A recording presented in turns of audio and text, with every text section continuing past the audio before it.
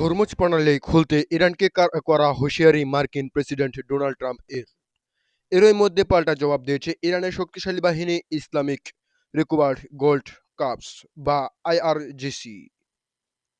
মধ্যপ্রাচ্যে বাড়ছে উত্তেজনা, যুদ্ধ পরিস্থিতি কি আরও জটিলের দিকে যাচ্ছে?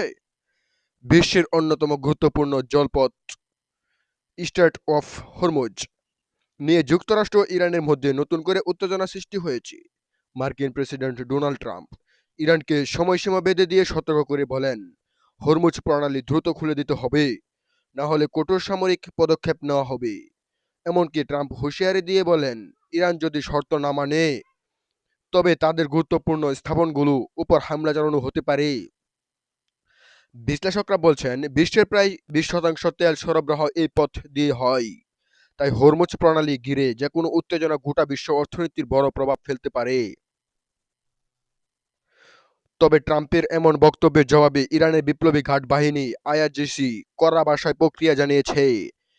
এক বিবৃতিতে তারা জানায়, যুক্তরাষ্ট্র হামলা চালালে ভয়াবহ ব্যাপক প্রতিশোধ নেওয়া হবে।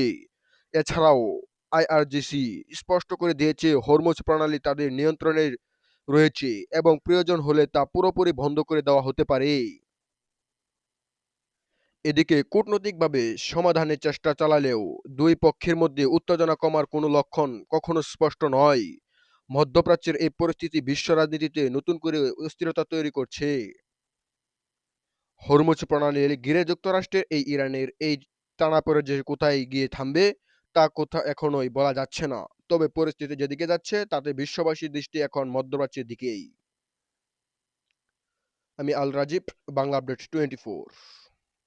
আল্লাহ হাফেজ।